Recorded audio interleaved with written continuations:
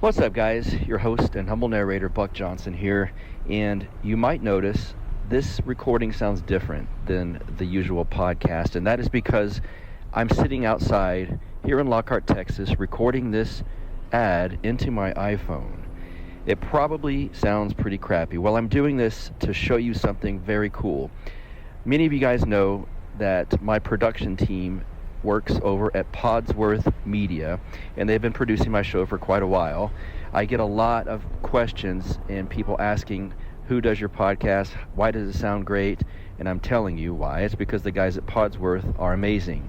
They've got this brand new online app for taking rough recordings like this and making them a whole lot cleaner and more listenable with just a few easy clicks. It will remove background noise. It reduces plosives. It fixes clipping, which is distortion from recording with the gain up too high. Clipping, which is distortion from recording with the gain up too high, which I can promise you I've done many times. And they fixed this for me. It removes clicks and pops. And then also levels out the dialogue. So there's no crazy where the guest sounds too loud or the interviewer sounds too quiet. Here's what you guys can do. All of y'all that are interested in recording podcasts or audiobooks or anything, if you're a pastor and you want your sermon recorded, whatever the case may be, go to podsworth.com and click Get Started. You drag and drop your audio files or click to open your file manager. This also works on your smartphone's web browser. You customize your settings that you want, but the default works fine on most podcast recordings.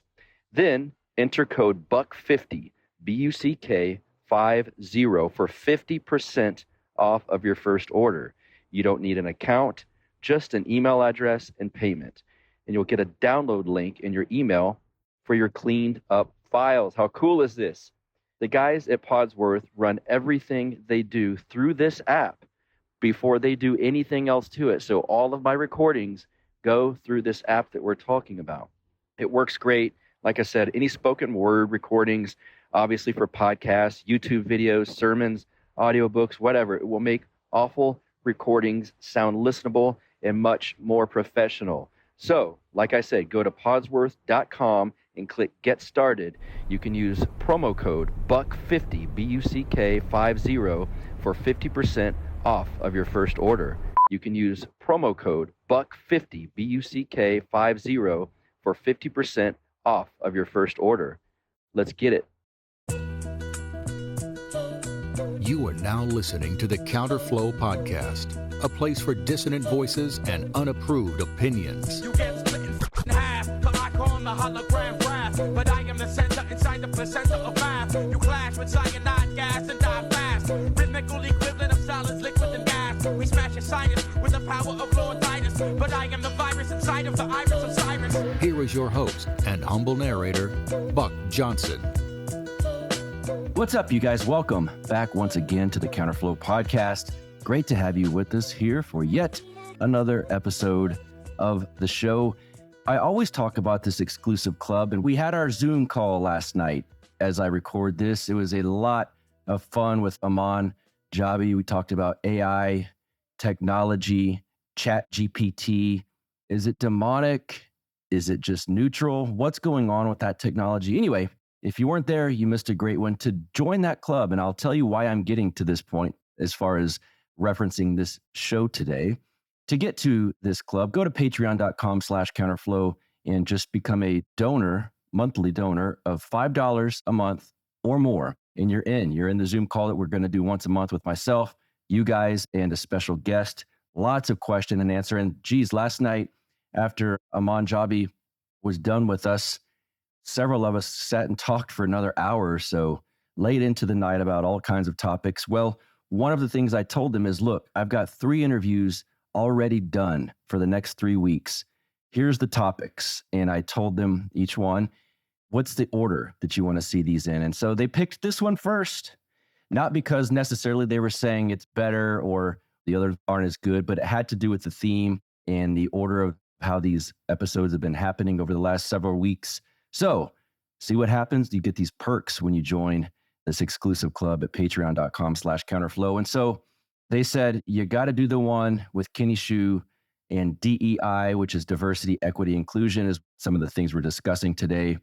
We talk about ESG. I'm sure most of you are familiar with that. Discrimination, quotas, and all of these things, because my guest, Kenny Xu, is the president of the race-blind advocacy group Color Us United, the author of the book, An Inconvenient Minority, and a book, School of Woke, and the host of the podcast, The Inconvenient Minority. Color Us United is the leading organization that investigates and takes on corporations whose woke policies are potentially harming employees and our culture of excellence. His book, An Inconvenient Minority, it's about the Ivy League discrimination lawsuits and commentaries on Asian Americans' inconvenient place in the racial victimhood lineup. It sold out in its first printing, which is very good to hear, in 1 month. And so a lot of what we're going to talk about today is the discrimination that a lot of woke colleges, universities, corporations, y'all are familiar with this, the quota systems they have, for instance, at Harvard, to allow Black students in, they lower certain standards. To disallow a lot of Asians in, they raise certain standards just for them. So Kenny's part of this big lawsuit that's going on right now, and we're going to talk about diversity, equity, inclusion, all of the new buzzwords. Do you know what equity means as opposed to equality? We get into all of these things today, and I might as well not waste your time anymore. This is a good interview. It's sometimes refreshing a little bit to get back to some political discussion on here, and that's what we're going to do with this episode. My guest is here. He joins us on Counterflow. Kenny Xu, welcome to the show, sir. How are you? I'm great. Thanks for having me. Yeah, glad to do this. You've got, well, we're going to talk about your books and whatnot, but before I even get to all of that and kind of the meat of this interview, I'll let you tell my audience anything that you find pertinent that they should know, and we'll jump off from there. So I'm the author of 2 books. The first is called An Inconvenient Minority. It was released in 2021.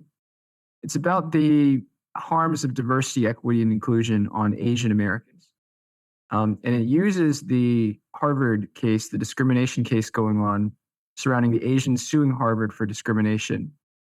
And why is it going on? Well, because Harvard wants minorities, but they don't want Asian minorities. They want Black and Hispanic minorities. So they lower their standards to accept more Blacks and Hispanics. They actually raise the standards for Asians. So this is a relevant counterpoint to diversity, equity, and inclusion because it shows that they're real victims, right? We know that they're victims. White people are also victims of this in the affirmative action sphere, but Asians are another minority. So perhaps there's more cachet there. My second book is called School of Woke, and it's going to be released in August 2021. You can look it up right now in pre-order. It's about the critical race theory entrance into the school system. It's about what we teach, why, what has been infiltrating our schools for the past 40 years, why it's happening, and it's about the growing resistance to the imposition of these race-based ideologies and gender-based into our school system. So I encourage people to check it out. You said it's going to be released in August 2021. Did you mean 2023? Oh, 2023. Sorry. Yeah. Okay. No worries. I want to talk about diversity, equity, inclusion, because unless you research it, you kind of just hear DEI, diversity, equity. Isn't equity, equality, and all of these kind of things? It becomes like just this pop culture buzzword that I think maybe your average person would hear and go, well, it's just kind of getting, we like diversity. What's the problem with it? Can you talk about specifically why equity, the equity part of that's different from equality as we might know it? Under equality, we're all born equal in God's eyes and according to the Constitution, but we're not equal in everything. We all have different talents and we all have different work ethics and we all make different choices. So how can we possibly say that everybody is going to end up in an equal place? People who advocate for equity are suggesting that everybody should end up in the same place. There's another word for that called socialism. Doesn't work.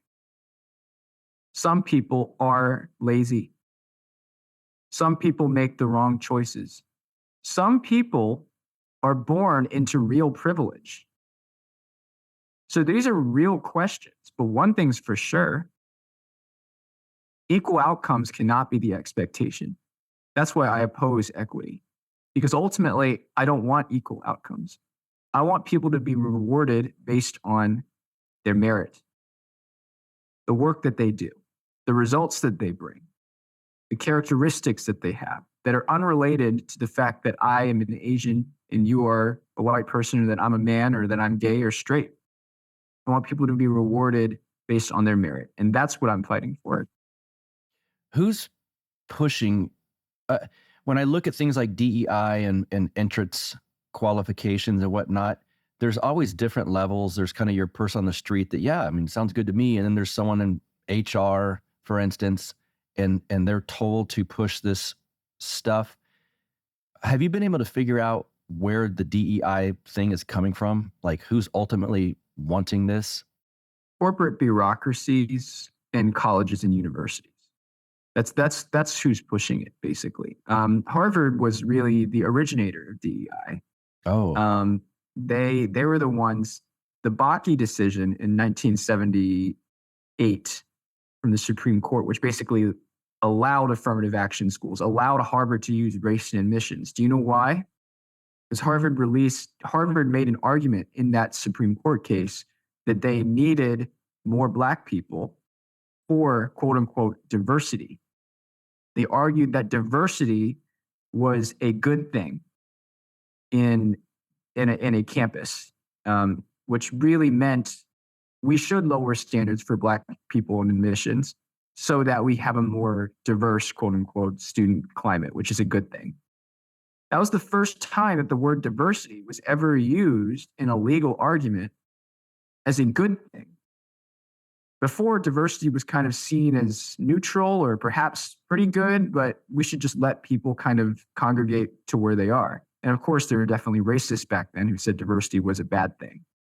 But this was the first time, and it is something like Harvard actually did this. And so what happened was when the Supreme Court bought that rationale, because they voted for Harvard's race-based affirmative action policy, it basically spread across the corporate mainstream and internalized themselves through HR. And McKinsey, the corporation McKinsey and Company, which is a consulting firm that a lot of people are familiar with, a lot of people want to get into this company. They were lead progenitors of this so-called business case of DEI, where they were trying to argue that simply having more women and Black people in your executive ranks and your board of directors means that your company is going to be more profitable. Now, of course, they will never share with us any of the data supporting this claim. And it's what I've found in my book, An Inconvenient Minority, which you should look at, is that it's actually not true. And I actually did the investigation into DEI. But this is where it comes from. It comes from these corporate narratives that really stem from colleges and universities. I'm just trying to figure out why they're acting like this is some objective truth. Well, yeah, of course it makes the college campus better. Of course it does. It's like, I'm not sure that there is an objective fact around, or an objective truth around they're pushing for this. And I guess I struggle with that. And especially like you're saying, you did the research on it, and it's like, well, they're wrong. So how would these Harvard educated people, I know some of the answer to this, but I'm putting it out there because a lot of people will be curious about this. How would these Harvard educated people be so incorrect? They have a even deeper philosophy that grounds this. This philosophy is what I call, it's sort of academic Rawlsianism. So it's basically John Rawls, philosopher John Rawls, basically believed that merit doesn't exist. So he thought that nobody really deserved anything that they got, which is actually kind of a pseudo-Christian idea.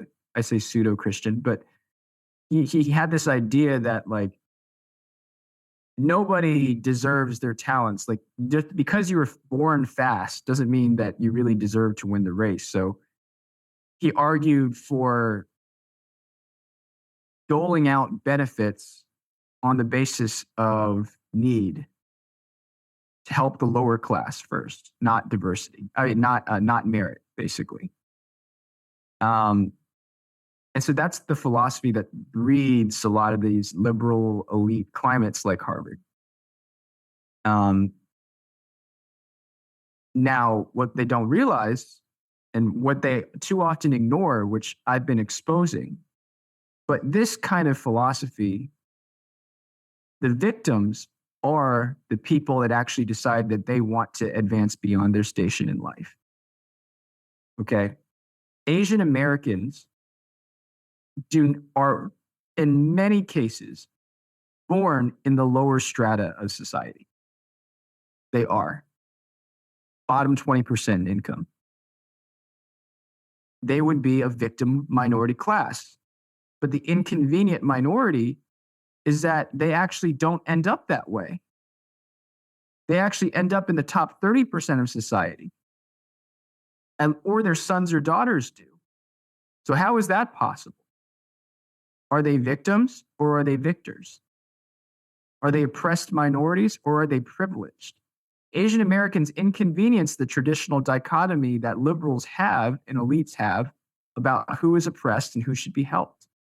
So Harvard doesn't know what to do with Asian Americans, so they treat them as the privileged class in admissions, even though the wide range of stories show that Asians have just the same level of quote unquote victim capital as a lot of their Black or Hispanic students do. Mm-hmm. That's the sad part. So what spurred what on? this does is it creates the victims are actually Asians of the admissions process under whatever philosophy that you want to believe. Go ahead. Can you talk about this lawsuit that's going on against Harvard then? So in 2014, a group of Asian Americans called Students for Fair Admissions filed a lawsuit against Harvard University, accusing them of discriminating against them in the admissions process. Now, at first, this lawsuit was treated with ridicule and ignorance from the media. Basically, oh, here's a small group of Asians who were resentful over the fact that they were rejected from college. Or you, oh, poo-poo. And that was the reaction at first. But the Asians kept persisting. They knew what they were fighting for. They were not just fighting for the right to get into Harvard, of all places. They were fighting against this DEI philosophy that has now infiltrated the entirety of our corporate culture. And anybody who listens to this podcast knows that that is true. And that's going to negatively affect Asians as well, if it's not tackled immediately, if it's not taken out. So that's what we're fighting for. Harvard requires Asians to get 273 points higher in the SAT to have the same chance of admission as a Black person. Harvard rates Asian Americans lowest on this quote unquote personality score to make up for the fact that Asians have the highest grades and the highest SAT scores out of all of the races to get in. That's how they artificially lower Asians' chances of admissions, through the personality score. If Harvard is allowed to keep doing this in the name of DEI, then any corporation, any company out there will be allowed to do the same thing. And the whole meaning of non-discrimination will lose its value, because it's not even non-discrimination anymore. Now you can discriminate as long as it's against the non-preferred races. Yeah, what you just said in there's an important point. I almost want to try to play devil's advocate, but someone who might be playing devil's advocate hearing this will say, well, Asians have it fine already. They're doing well on test scores. This is just raising up the other minority groups to equal them. And it's like, no, it's not. It's pushing the qualifications. Basically, it's lowering the chance that an Asian can get admitted into somewhere like Harvard or a job in these corporations. It's hurting their chances. It's not bringing everyone else up, correct? Yeah, and what I would say to that is, what if I said, well, Blacks have it fine already, so we're fine discriminating against them in admissions. Right. And no one would agree with that. Right. But the reality is, the Blacks that get into Harvard are largely of a similar social strata as the Asians who get into Harvard. 71% of those blacks are wealthy or higher, come from wealthy backgrounds. A lot of them aren't even really like African American black. They're like African immigrants. So it's like, really? Because Asians have it fine already, that makes it okay to discriminate against them? Right. I don't think so. Yeah. What's the status of this lawsuit? It's in the Supreme Court right now, and I'm expecting a decision probably at the end of June of this year. Wow. It's been a long fight. It's been 9 years since we filed that lawsuit. Does the current, I guess, demographic of the Supreme Court, do you think that that'll help your case as far as like people like RGB being gone? Yeah, in terms of conservatives, yeah. Yeah. Okay. Because I don't think you have to be conservative to agree with the fact that we shouldn't treat people based on their skin color. Right. But I do think that the new vogue philosophy among the legal people on the left is that the Constitution was never meant to be colorblind. It was meant to only protect Black Americans, which I think is very, very dangerous. Oh, I haven't even heard this theory then. That it's the Constitution. It's Ketanji Brown Jackson's philosophy. It's her influence. Okay. Whatever you can call it. She believes that the 14th Amendment was not meant to make a colorblind America, but meant specifically just for reparations to Black Americans. And she argued that in the Students for Fair Admissions case. Oh, my goodness. Okay. What do you guys do over at, talk about Color Us United? Yeah, I didn't introduce to you guys in the early part of this, but I am also president of Color Us United, which advocates for a race-blind America. We believe that there's so much more to who you are than just your skin color. And labeling people into privileged and oppressed groups reduces you to your skin color. So we don't support any policy that tries to put race into the equation in promotion, admissions, and hiring. So if you are, a company employee listening to this podcast and you're scared of what your company is doing in terms of what they're doing with DEI, trying to make race a more salient factor in your promotion and hiring process, let us know. Send us a tip. Color Us United. We've already waged campaigns against the Salvation Army for accusing their members of being racist, American Express for firing white people unjustly and giving 15% bonuses to hiring more minorities. And now we just have waged a campaign against the UNC medical system, North Carolina's medical system, for basically prioritizing social justice doctors versus the most qualified doctor. And we're winning. So give us a tip. Let us know. Give us a line. Speaking of that UNC case, there's a list on y'all's website of some of the topics that I think it was med students have to subject themselves to. Is that what that was? Can you discuss some of that? It was crazy. So if you're a med student at UNC, you're going to be asked to take unconscious bias classes, basically accusing doctors of being racist. You have to, there's a class on microaggressions, as if that's the most important thing to learn about instead of kidney transplants. There's a class on teaching how the hospital system is racist, which really gets you fired up to be a doctor, right? Learning that your whole medical establishment is racist. Yeah, really. So it's awful what they're teaching their kids, and it needs to be stopped. And if you go on our website, you can actually sign our petition right now. We have over 5,000 signatures. We especially want your signature if you're in North Carolina. And the purpose of that petition is to get the dean of the med school to rescind this framework, which I think we're going to have a public statement on that shortly.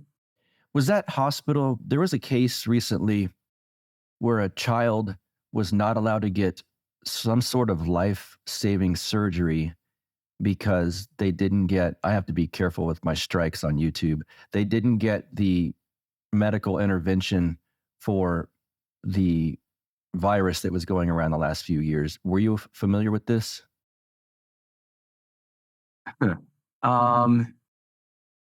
I know that UNC was requiring their employees to get all of that treatment. I'm not sure.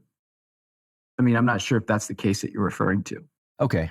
Yeah. I don't want to, I know so little about it because so much information has been, thrown at me since, and that's months ago. But I do want to ask you, we talk about spiritual warfare and spiritual issues sometimes on this show, and it seems that you can see them everywhere when you look at just even political topics. But for instance, the way that Christ or Christianity would look at a human being is what's inside and focus on what's inside you and trying to fix what's in there to become a better person. All of this stuff looks upon, it's like an inversion of Christianity. It's only what's on the outside that matters. The inside, well, we'll see where that comes on the test scores, but it's like focus strictly on things that you really can't change rather than what's inside you and what you can change. Do you see that with some of this? Yeah. Think about what DEI judges people on: race, gender, sexual orientation, things that are irrelevant from the perspective of your character, your characteristics, what you can contribute to the company. If we continue to allow DEI to festoon in our institutions, you're going to be judged on these things. So how would you like to work for a company, work faithfully for a company for 20 years?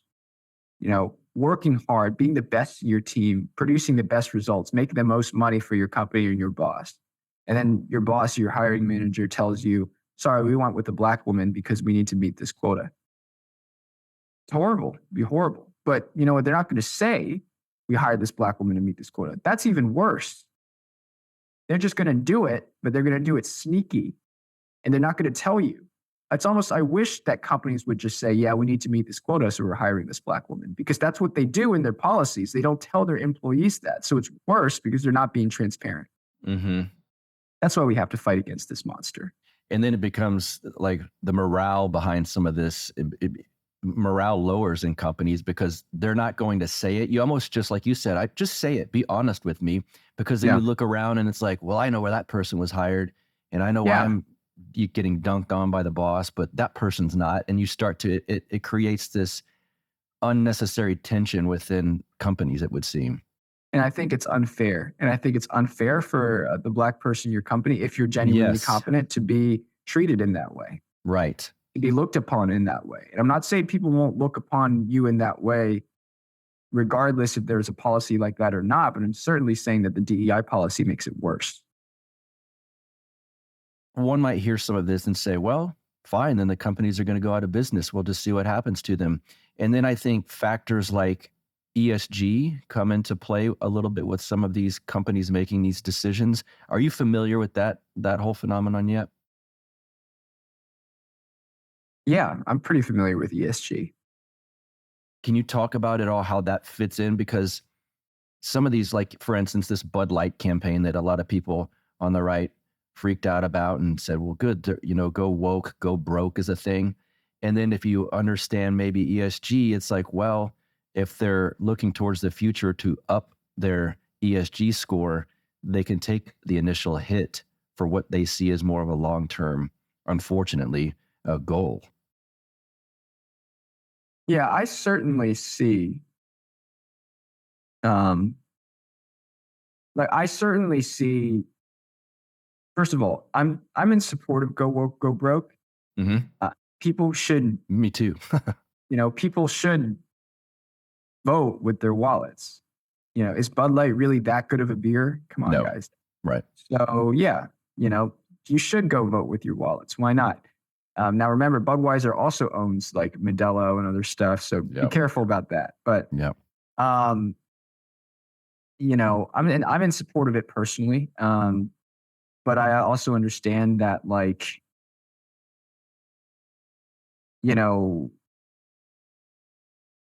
what's really at the heart here, we're not trying to shame one particular company because so many companies are doing this. And a lot of the reason why they're doing this, not a lot of the reason, some of the reason why they're doing this is because of ESG, which is basically saying it's like a new standard created by the World Economic Forum to sort of enforce compliance within companies to certain environmental and social and governance standards. And when they say social and governance standards, they mean DEI. They mean diversity, equity, inclusion. When they say environmental, they mean support our extremely stringent prohibitions on climate change.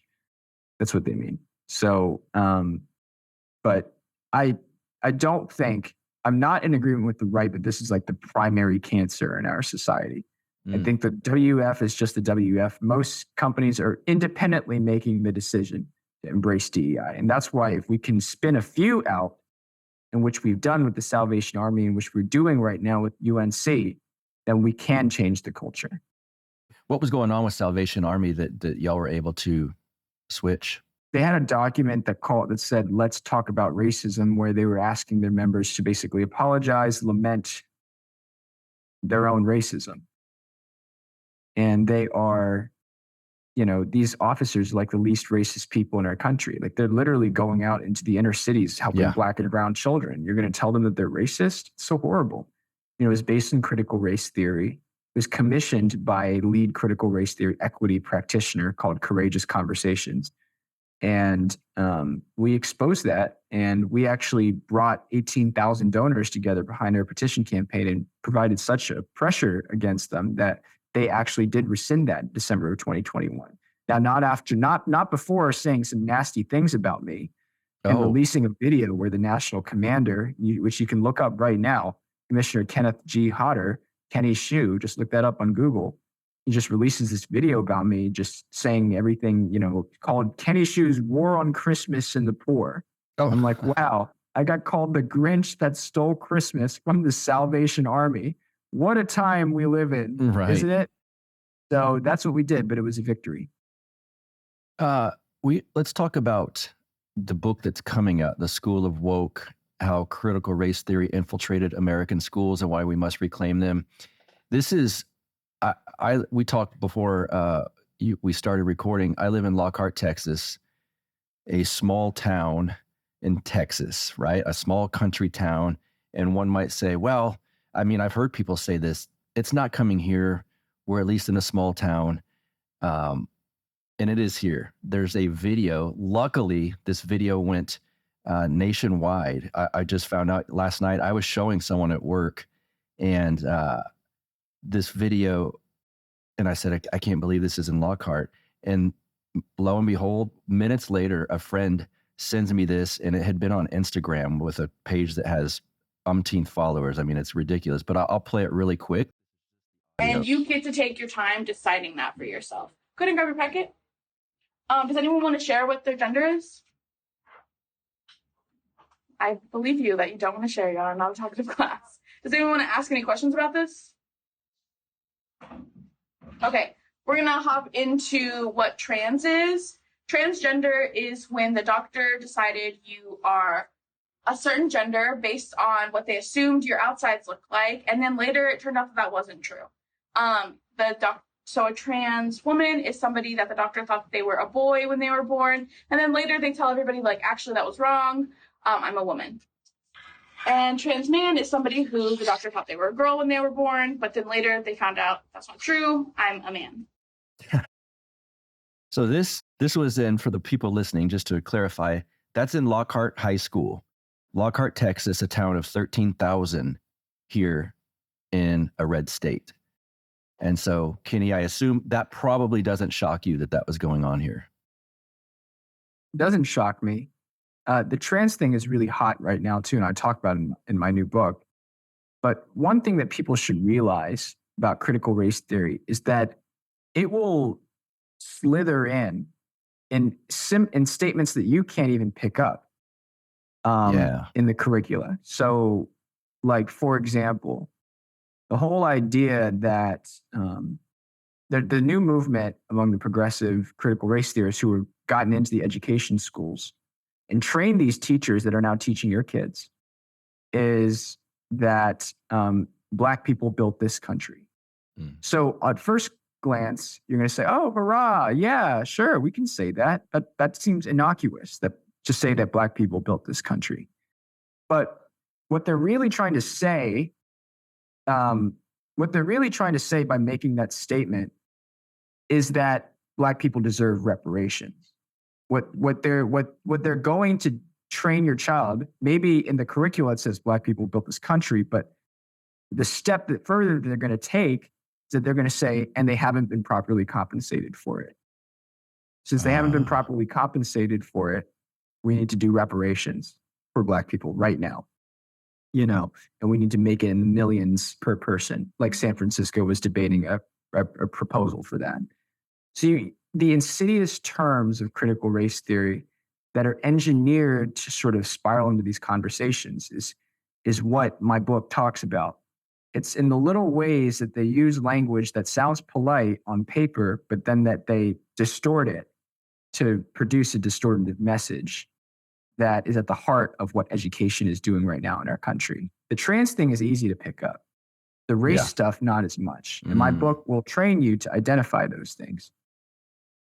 There has to be such a concerted effort, it would seem, to craft some of these narratives because, like we mentioned early on, where does, Black people built this country? You can easily look throughout history, and that's a very debatable topic, right? It's like, partially for some things, possibly, but how do they extrapolate like one instance in history to like this supposedly objective historical fact? By relying on political correctness. So somebody says Black people built this country. You say, well, they didn't build everything in this country. Then they say, you can't say that. That's racist. You're supposed to just assume face value with what they said because they said it with enough emotionality and vigor, and they can threaten you if you push back factually. Because the fact is, Black people did not build all of this country. Let's just be honest. Okay. Yeah. Did they build slavery?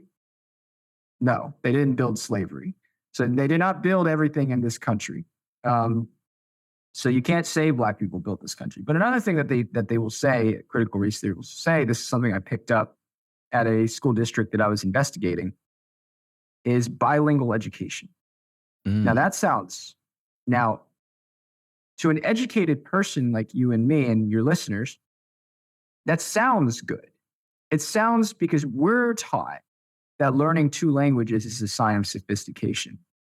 What they don't tell you when they preach bilingual education, which is all for Latinos, by the way, is that they're actually skipping the English part. Mainly, bilingual education is an export to kids who were born in Mexico, usually children of illegal immigrants. And they're teaching the whole idea of bilingual education is just to lower the expectation so that the kid doesn't have to learn as much English as is required by the state.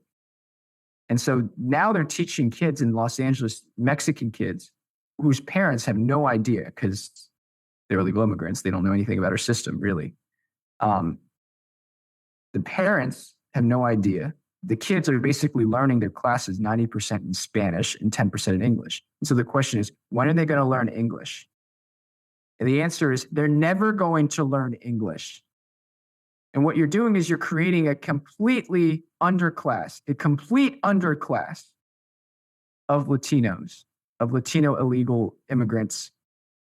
And if there's anything you want to know about the Democratic Party, they know how to exploit underclasses. Yes.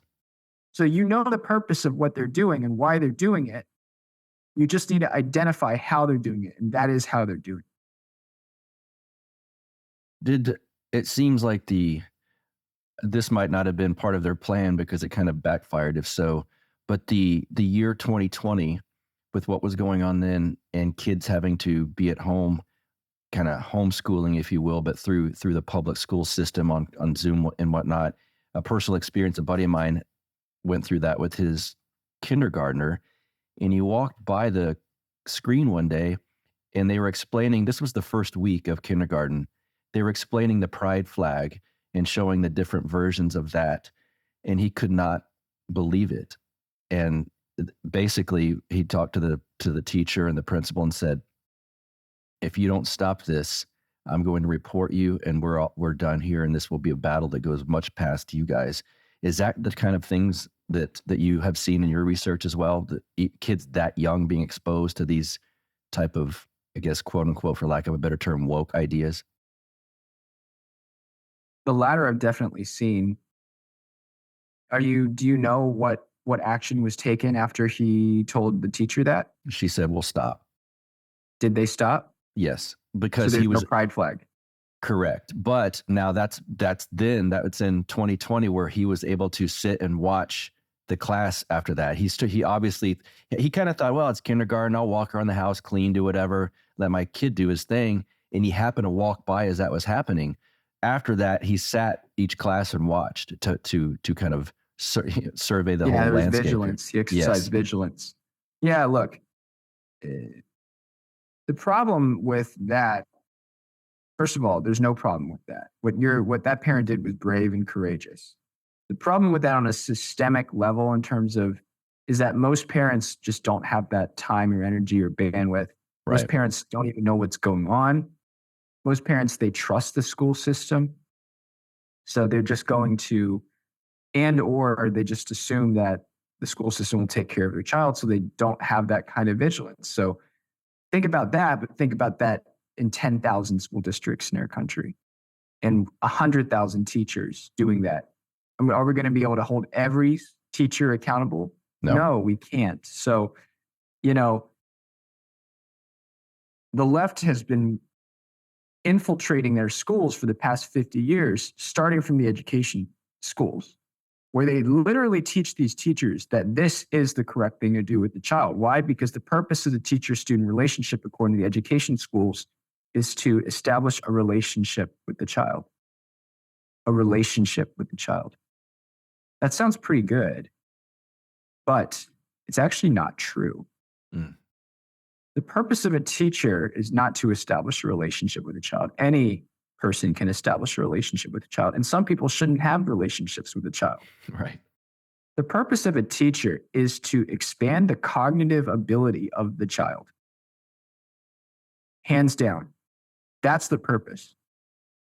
That means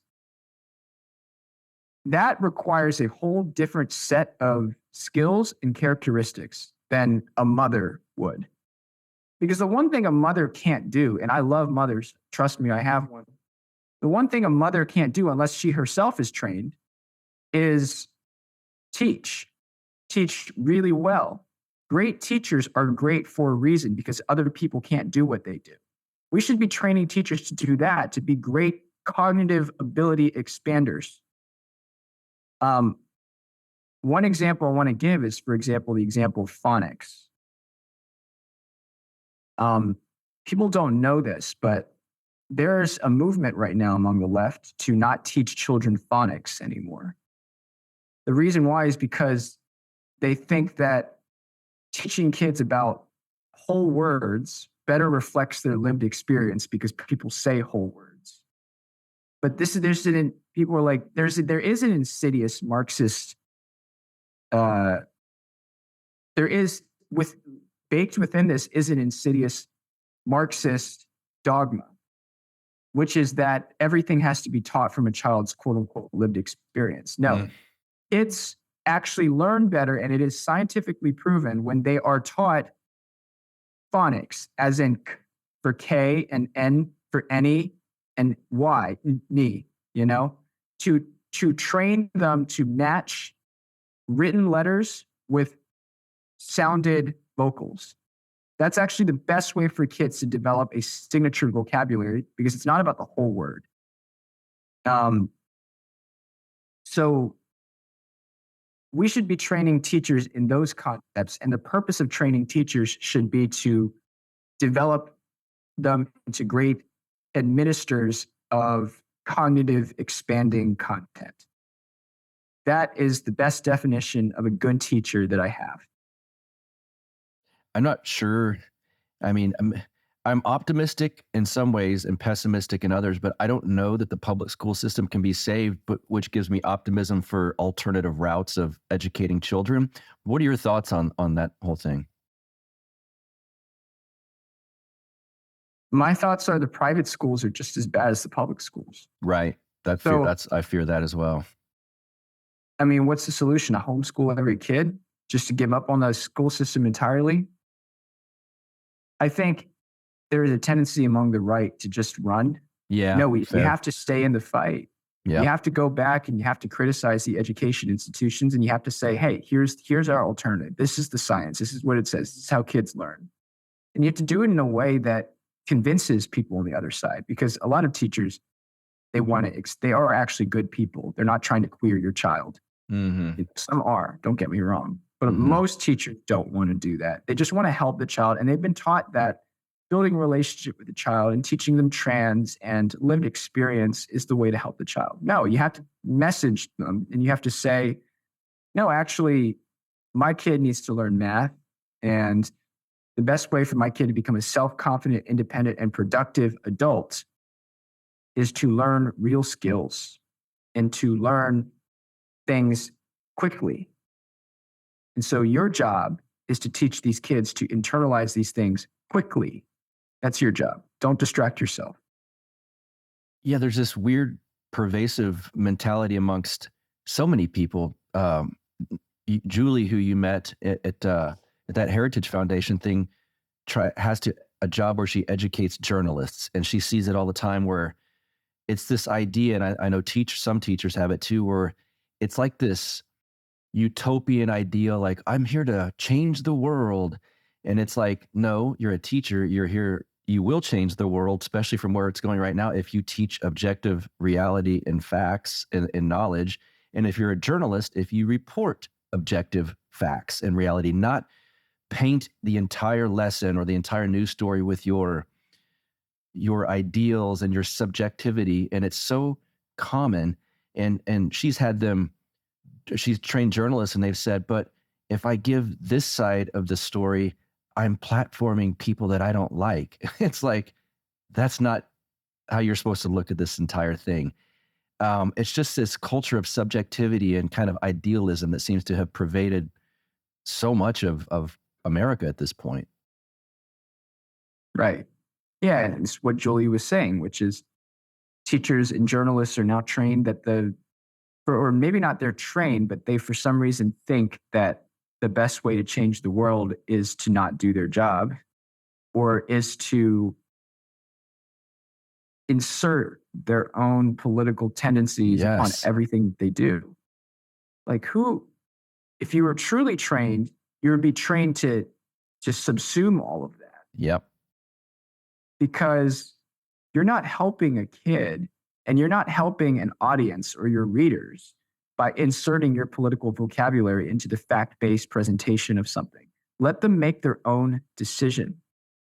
Okay, the best way you change the world and actually make it better instead of worse is by bringing it closer to facts. Okay, so don't report something if it's not factual. Yeah. Okay, but also figure out how to get facts. Like when I was in 6th grade, I had the opportunity. And this is why I have so much respect for teachers. And I don't want people to lose sight of that. A great teacher can change someone's life. When I was in 6th grade, my English teacher taught me how to separate fact from opinion. And she taught it really well by giving me exercises. And I got my first C from her because I had to learn techniques for figuring out whether something was a fact or just merely an opinion. I had to read primary sources. I had to compare sources. I had to debate with people. It took a lot just to get a fact, but that class made me into who I am today. We should be doing that. We should be inspiring our kids through facts, not through narrative. Mm-hmm. Do you get some pushback? You must, on some of your appearances or your books or anything? Of course. There are some people who think that I'm trying to harm Black people. That is the furthest from the truth. Black people are already being harmed by our education system right now. Yes. And their harm is in the lowering of standards for them and the fact that none of the good quality teachers want to teach in their schools. Yes. Okay? That's the sad reality. How many teachers do you think you could pay enough to go work in Baltimore right now? Right. Baltimore public schools or New York public schools. How many of the good teachers? You can't. Because it's crime. There's crime-ridden, discipline issues, extremely poor management, poor policies, and CRT. And Horrible, horrible curricula. So you want to help Black people succeed? Give them good teachers. Change the system, make it truly better by eliminating these political narratives that are pervading the system. And so many of them are this soft bigotry of low expectation, where this liberal elitist white person will, well, they're a poor Black person, you've got to hold their hand through everything. And it's like you're treating them like they're a dumb animal, rather than someone with a soul and an inside who might be hungry for knowledge. In that, there is a thing called tough love that helps much better than a soft, let's just hold their hand through everything, and you end up hurting the generations of them. Well, and the part of my investigation through School of Woke that a lot of people don't talk about is how unqualified people will also hire and promote their own unqualified friends to be in the system once they are in power. Yes. So in a lot of these Black public schools, the management is just the worst, because not only does the guy get, and affirmative action put that person there. In fact, after George Floyd, more Black women who were not ready for the role were promoted into these positions. Look at my community in Chapel Hill right now.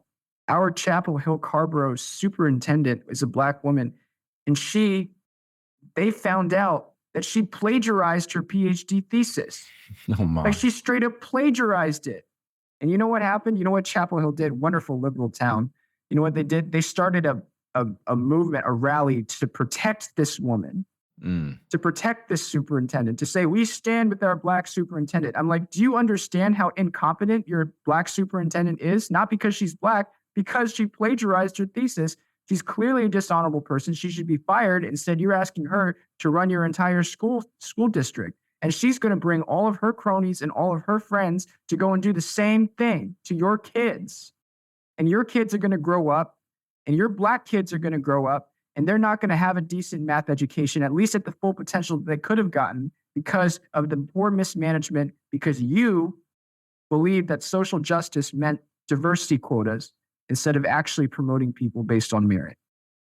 Yeah, well put. Let's leave the audience with a note of optimism, if we can do that. Do you have any words? You run it. You've studied this a lot. You've written, like we said, books on it. It's topics that you're ears deep in. Is there some optimism in the future? It's dependent. And it's dependent upon you. I'm serious. We were at a critical juncture point right now. I've opened the gate a little bit. There is now an opportunity to be resistant to DEI and your company's DEI policies by talking about how it's going to lower the standard for doctors, how it's going to lower the standard for teachers, how it's ultimately going to lower the standard for your children and your children's education. But you have to take advantage of it. You have to be willing to be a source for good reporters. Talk to them about the lowering of standards in your community to serve DEI ends. Even if it's you have to be willing to have an uncomfortable conversation with your colleague. Hey guys, there are quotas in our company. It's unsaid, but there are. Maybe you even have a conversation with your boss. It might not go well for you, but we will arm you. You should take that risk, because ultimately that's about you, man. Like, you're going to be under that policy too. Mm-hmm. That's going to affect you. You say, oh no, I'm going to be promoted based on merit. Really? Really? After what I just told you? After everything I just told you, you still think you're going to be promoted based on merit if you do nothing? Good luck. Good luck with that. But let me tell you, if you need help, if you need support, we're here for you. We've already supported 2 lawsuits from American Express fighting against the woke policies of their employers. We exposed that information on the internet, went to Fox News, went to media. We've concealed all of our sources. Be a source, be a tip maker, ask us for advice. We are helping employees and many major corporations in America make a difference. So you can make a difference. But I will say, whether we win this war is whether we win these individual battles that are happening in every institution in this country. And that starts with you. Well put. Plug away. Let everyone know the website, any social media presence, anything you'd like them to know as far as links I can share. You should follow me on Twitter at Kenny M. Xu, Kenny M. XU, and buy my new book, School of Woke, How Critical Race Theory Infiltrated American Schools and How to Reclaim Them. Buy it on Amazon, Barnes & Noble, wherever books are sold. IndieBound, your favorite bookstore. It's coming out. It's going to make a difference. So pre-order your copy right now. And Color Us United. Go to Color Us United too and sign our petition supporting the high standards for doctors. Excellent. Kenny, thank you so much for being here on Counterflow. Thanks, Buck. Yeah. All right. I hope you guys enjoyed that discussion with Kenny Xu. And next week, so the next 2 weeks are already recorded. And like I said, the people in that exclusive club helped me pick the order in which these three come in. So they know what's next. And again, if you want to join that exclusive club and do our once a month Zoom calls, you can do that. Patreon.com/counterflow. $5 a month or more gets you in to the exclusive club. What else can I tell you about this show? Counterflowpodcast.com. If you ever want to email me, it's buck@counterflowpodcast.com. We've got our Telegram group going strong. And I've got the Twitter page. You know what? If you've not subscribed to the YouTube page, please do that. These episodes drop every Tuesday evening live on YouTube. And so there's a group chat, whatever you want to call it. There's a chat available in that premiere option when these drop on YouTube on Tuesday evenings. And I'm often, not every time, but I'm often in there in the chat. So we go back and forth and have a good time as the episode premieres. I like doing it that way. I feel like I'm sitting there watching it premiere with you guys. So subscribe to that YouTube channel and you'll get those notifications. And until next week, y'all have a good one. You get split in half, but I call the hologram graph. But I am the center inside the placenta of math. You clash with cyanide gas and die fast. Rhythmical equivalent of solids, liquid and gas. We smash your sinus with the power of Lord Titus. But I am the virus inside of the iris of Cyrus. Like the sound of the Counterflow podcast? Our audio production is provided by Podsworth Media. Check them out at podsworth.com.